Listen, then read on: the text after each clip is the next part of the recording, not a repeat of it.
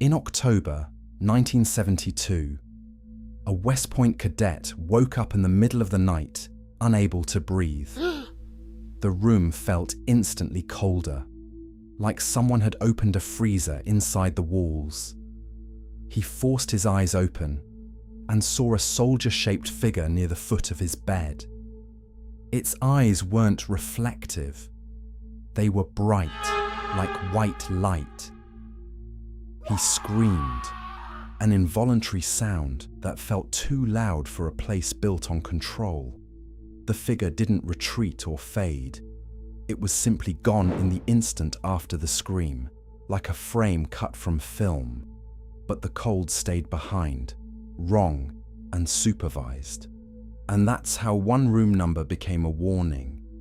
4714. Before we go further, this story is based on publicly reported accounts from 1972, an official military retelling and a major magazine report. The paranormal claims aren't proven, but the incident and the legend were real enough to be documented and debated. That's what makes it unsettling. It lived in the open, not just in whispers. Now rewind to the night the number became a reputation. West Point isn't just a campus. It's stone corridors, strict routines, and a culture built on control. By day, everything is precision. But at night, when Hudson River fog crawls up the hill, the same hallways feel longer and heavier. The quiet isn't peaceful, it's supervised. In a division full of exhausted cadets, room 4714 looked like any other room. Same beds, same locker, same rules. That normality is part of what made the first report so contagious. Because if it could happen in a standard room, it could happen anywhere. And fear spreads faster in places that punish fear. It was around 2 a.m. The cadet woke with a certainty that something was wrong, like warmth had been pulled out of the air. He drew a breath, but it didn't satisfy, like his lungs filled with nothing. Then he felt it, pressure on his chest, not pain, weight. He forced his eyes open and saw it again. A military silhouette near the foot of his bed, upright, structured, too still. The face was hard to focus on, like it sat beyond the edge of his vision, but the eyes were unmistakable, bright from within. The cadet froze because it felt deliberate, like it was waiting to be noticed. The cadet screamed, and the scream punched a hole through the barracks' silence. Before footsteps could reach the hallway, before his roommate could fully sit up, the figure was gone. Not walked away. Gone. But the room stayed wrong cold, like a rule had been broken. The roommate insisted he didn't see the figure, only the cold. It should have ended as one nightmare and one embarrassed cadet, but the next night, according to early reporting, both cadets claimed they saw it. That changed everything, because now it wasn't a private terror, it was a public problem. 2 witnesses made it harder to dismiss, and rumor found traction in a place built to crush rumor.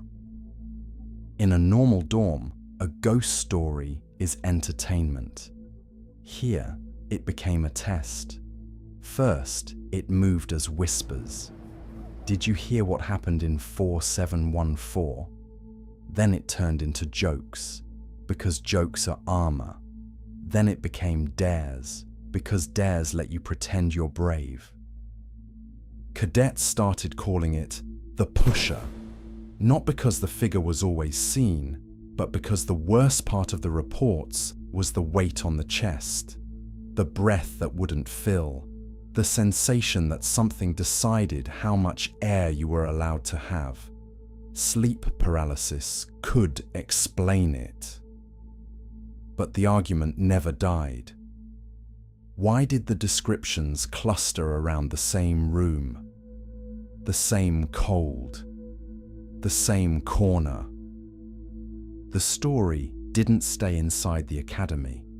A major magazine ran a piece in 1972 describing the uproar.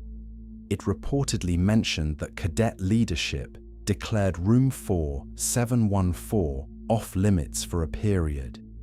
That's the part that makes it feel heavier than folklore. This wasn't decades later nostalgia, it was a living controversy. Years later, an official military retelling included room 4714 in a public account, noting the room was no longer used as normal sleeping quarters and had been converted into a study area. It didn't prove anything paranormal, but it proved impact. Enough impact to stick to one number forever: 4714. I wanted one more piece, a human voice. After Dead Ends, a former cadet agreed to talk only if I never used his name, so I'll call him R and paraphrase. He didn't sound excited, he sounded tired. People think fear doesn't exist in places like that, he said. It does. You just learn how to hide it. When I asked R about 4714, he paused, like saying the number out loud made it heavier. Then he said flatly, "It became a dare." Upperclassmen used it to test plebes, not officially, but socially. They'd lead nervous first years down the corridor and watch their face change. Because fear shows up even when you refuse to admit it. R told me the building felt normal until you reached that door. That spot felt colder, he said. Not like the heat was broken, like the air had texture. He described the way eyes avoided the number, as if the number itself could see you. Then he admitted, he went inside because that's what you do. A small group went to the room, half skeptics, half curious, all pretending to be fearless. They walked the corridor a little too loudly, like sound could keep the place harmless. They stepped inside and, for a moment, nothing happened. That's how these stories win. They give you emptiness long enough to relax. Then the room changed. Not like a movie jump scare, but like a body reacting. R said breathing became slightly harder. Not enough to panic at first, but enough to notice. The silence thickened, like the room absorbed sound. The cold wasn't winter cold. It was, something is wrong, cold. Someone tried to joke. The joke didn't land, because everyone had stopped moving in the way people stop moving when they don't want anyone to see their fear. Eyes shifted toward the same area of the room, and the room felt like it was listening back. R said he didn't see a clean, uniformed apparition. What he saw was a shape that didn't belong to the room's geometry. Not a person, not a normal shadow. A presence, like the darkness had decided it could stand. And then came the worst part. He felt it notice them. They backed out, not running, not screaming, because running is admitting. They crossed the threshold into the hallway and the air felt normal again. The relief hit instantly, and that's what stuck with R. Not relief like leaving a cold room, relief like leaving something aware. The story didn't only live in whispers. It gained a visual identity inside the academy, something people could point to, something that shaped how fear looked in their minds. And that matters, because once a haunting has an image, it stops being, maybe I imagined it. It becomes, This is the thing people recognize. Recognition is dangerous because it makes you start looking for it. According to circulating accounts, the room became a magnet. People didn't avoid it at first. They approached it. Some came to prove it was fake. Some came for a story. Some came because it felt like standing next to a live wire. That's when the legend shifted from one apparition to a pattern.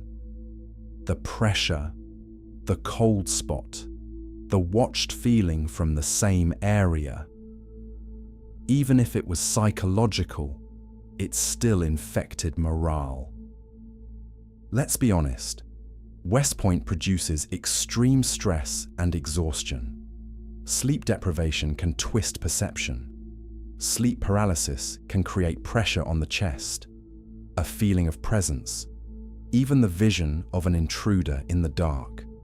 Suggestion spreads symptoms, and that explanation is still horrifying, because it means your brain can manufacture a soldier in the night that feels more real than reality.